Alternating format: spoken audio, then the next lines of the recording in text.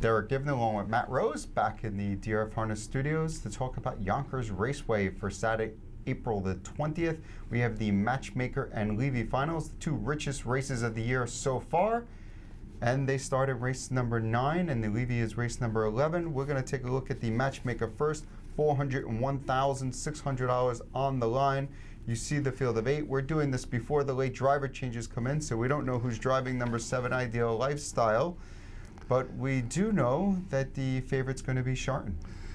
Yeah, Sharton will be the favorite, deserves to be the favorite. But will she be a heavy odds-on favorite? I don't think so. This is a pretty good field.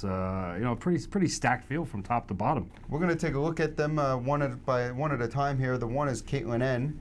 Matt Kakaley is going to drive this one, coming off a win in the Matchmaker last week. But is she as good as some of the other ones in here? You know what? That was a solid uncovered, basically a 2-move uncovered effort last week. She was able to tuck third, and then she was able to grind down, a very sharp feeling red hot. That was she impressed me.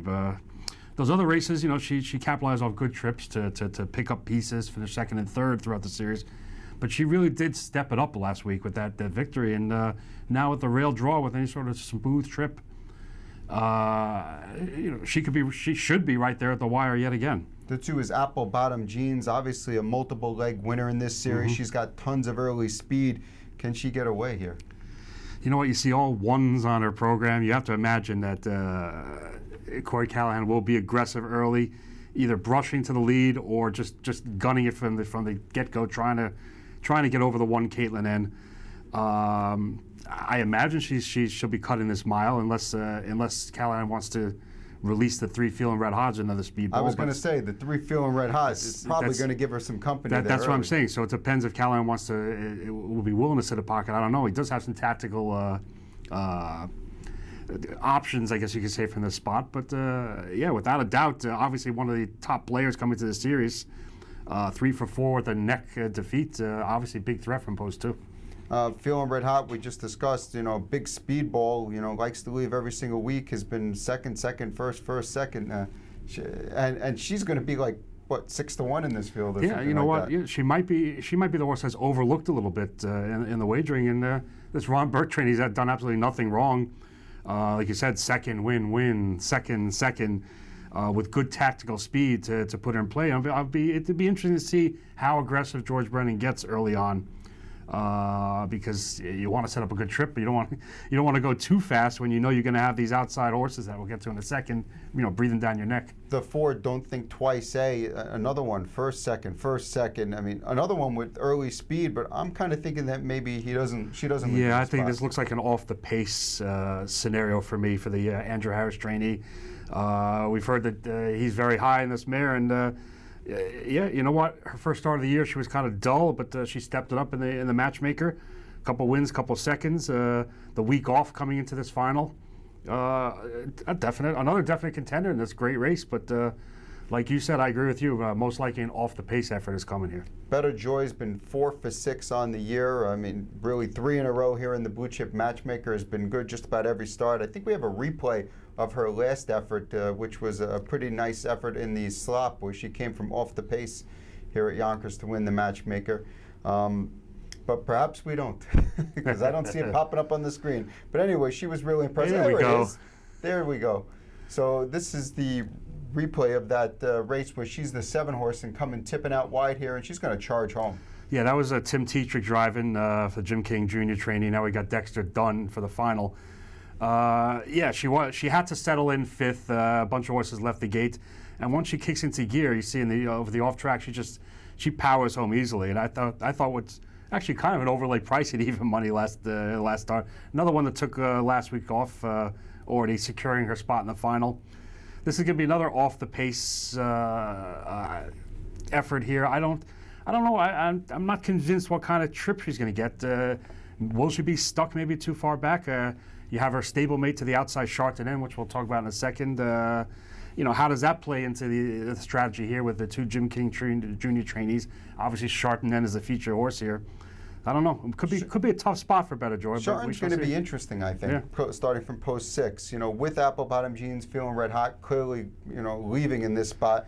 Does Dietrich send Sharton hard, and how fast can she go out of there on a I don't think she can leave all that hard off the gate. I mean, we see her wire-to-wire efforts she was just in winning spots at 1-9 and was able to basically a free pass to the lead the last couple of starts.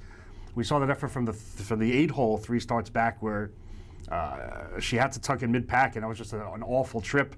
You look at the charted line, you don't see charted lines that look like that often. But you know what? I think from a speed standpoint, she will be at maybe a bit of a tactical disadvantage here, and I think she will be coming off the pace. But you know what? She's talented enough to basically make her own trip and overcome any trip, and barring any ridiculous scenario, maybe like the one that we saw 3 back, she will be right there at the wire. And if you want to stay on board with her, you're not getting 1-9 this week. You're not getting 1-2. No, but she should be even money in this. She should be about even money. But there are so many other options that people might try to get cute and try to beat Sharton for the reasons that we just discussed, it being at tactical disadvantage. But you know what? When push comes to shove, she's the best mare. It's her race to win or lose. So you know what? She gets the top billing. Wrapping up the field, number 7, Ideal Lifestyle, and the 8, Swift Joy. Ideal Lifestyle kind of used up all her luck in the preliminary rounds. She draws outside for the first time in this series. See, Swift Joy has been, very good. She's been very good. She's been very good, but post 8 looks like a tall order. Yeah, you look at she was in that race we mentioned with Sharton, that weird race, and she ran maybe arguably a better race than Sharton, stuck outside, basically uncovered, parked, and then uncovered a long way in that race. You know what? We saw an easy win, 3 back. We saw an easy win last week, but we also saw an 8-hole 2 back where Marone was kind of waved the white flag early. I don't know. I have no idea what Jim Marone's going to do. I don't know how well she can leave. I don't know where she can go. It's just a very, very unfortunate draw for a very talented mare. Where'd you end up going in this 9th race? I'm going to go to Sharton, and Sharton is the type of horse I always try to beat. 1-9, I don't trust her. That her manners, where she broke in a start here last year, still always in the back of my mind, like as the gates rolling. But obviously, she's so talented. And don't you think, we were discussing before we went on camera, and you were saying how this is such a tough race, it's so competitive, and then here you are picking the even money choice. You know what? Because I don't. We just went 1-8 with these horses, 7 and 8 tough spots. I don't like Bettor's Joy to win. Caitlin N, we said, might be a notch below. So as you narrow it down, Apple Bottom Jeans will have to race harder than she's racing these preliminaries. Feeling Red Hot will have to race harder. You know what? The more I look at it, the more I have confidence in Tim Dietrich working out a perfect maybe 2-move trip, or maybe picking up cover from a horse like Don't Think Twice or a horse like Caitlin, and being the freshest late. And as long as she's not ridiculously short, I'll take a stab. Well, I'm going to go against her. I'm going to go with Better Joy, the stablemate. I just think this spot works out best for her. I think Sharton being on the outside, if she leaves, she's going to have to be used pretty hard to get around Apple Bottom Jeans Feeling Red Hot. I think Better Joy should be sitting a pretty reasonable trip, likely second over behind Don't Think Twice, I'm thinking, in this spot. So you're assuming that Sharton and the stablemate will be in front of Better Joy at any point during the way I look at it is, if Sharton doesn't leave, she's behind Better Joy, and I think I can win if I'm in front of her. And if Sharton does leave, I think that's only going to help the pace for Better Joy to close into. So I just think Better Joy's in a good spot this week. If Sharton was drawn inside, I would probably pick her. From the outside post, I think it's worth going against her, considering she's going to be one of the favorites. Valid points, can't argue. The favorite. We're going to move to race number 11, 662,800 George Morton Levy final. We have a nice field of 8 here with Western Fame, who's basically won every single week in this division as the early chalk. Deserving favorite. We have Renee Allard, Dan Dubé trying to go back to back to back, having won with the Levy the last 2 seasons with Keystone Velocity. The Allard barn picked this horse up the end of last year, probably with the Levy, in the Levy series in their sights, and he certainly hasn't disappointed with 4 wins and a scant defeat as second best. Clearly the horse to beat, but can we beat him? We shall see. Let's take a quick rundown of the field. The one is Anything for Love A, Jennifer Bongiorno with Joe Bongiorno driving. has been okay in this series, but really seems like a step slower than some of the Yeah, top you know ones what? in He's been okay. He made the final. He's made $50,000 in the 5 Levy prelims. Draws the rail, which is to his best advantage. But yeah, I just think he's going to be chasing here, and I don't think he's going to have enough late to pass any of these better horses. Just a notch below these class-wise. Speaking of better, we have more the better end, who I would say is like one notch, maybe a notch below the top ones, but one notch above anything for Love. If the trip went perfectly for him, he could win this race. He could win this race, but he's another horse I've been trying to beat throughout the series, and model of consistency. Basically, his only maybe subpar effort was the second leg of the Levy, where he just was out in the rim and never really fired. Every other race has been perfectly fine. Problem is he's not stepping around. He's not getting around anything for Love early on. Where does that leave him? Does it leave him in 3-hole, sitting fourth? Does he come first up? I don't think that I'm not in love with what kind of trip he's going to get here. So he'll be a horse. I'll let him beat me. The 3 is J.J. Flynn coming off a win. I believe we have a replay of. He's the only horse. 323 race 2. He's the only horse to defeat. Well, this right here, I think we're looking at. This is Western Fame. Well, we'll look at Western Fame first. He's the 5, and he's on the leader here, and he's just blowing this field away. 1 and 150 and 4, just demolished the field. Yeah, that was just. You saw a nice, simple, rated quarter and half. He's supposed to sprint away from there, but 4 wins and 5 he looked starts very in the impressive. series. And his one loss was to the 3-horse J.J. Flynn, who really came out of nowhere to come up with that super effort. Well, let's look at the replay from J.J. Flynn beating Western Fame, which is the only time he's lost in the series. Yeah, Western Fame looked like Lock City, a 1-9 that race, waltz to the half. J.J. Flynn came first up at 21 with George Brennan driving that night, and you never even thought he was going to get close to Western Fame while uncovered. Not only did he overtake him, but he sustains that run very, very gamely. You see Western Fame digging in for second, but he's a very comfortable winner at 20-1. Follow that up with a second place finish where he got blitzed by Lion Steel, who we don't see in the final, we'll see in the consolation. You know what? Other than that, he's been perfectly fine, and I might be leaning towards this horse. And he's got some options. Yeah. Teacher could leave in this spot. He can come from off the pace. There are some options there, and the horse has already proven that he could step up with a huge mile. Yeah, you know what? He's done on the front end. He's done it uncovered. His first Levy start, he rallied willing off the pace. This may be the, I want to say, quote, upset. I don't think it'll be a huge upset, but he may be the one I'm leaning towards here. The downtown bus is number 4. It looks like we're going to get Brian Sears driving, according to what Jeffrey Gillis said in an interview this morning.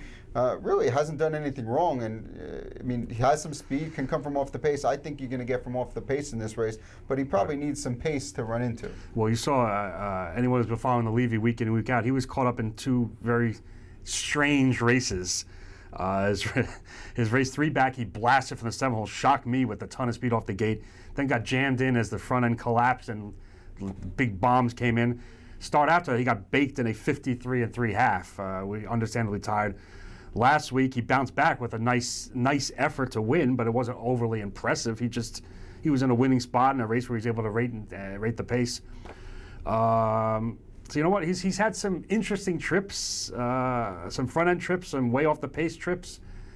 I think he'll be in the field. Lone 4-year-old. You don't see a lot of 4-year-olds in this series. It's such a grueling series. I remember he did like a test run last year, I believe, at the end of last year in the 3 and 4-year-old Open at Yonkers.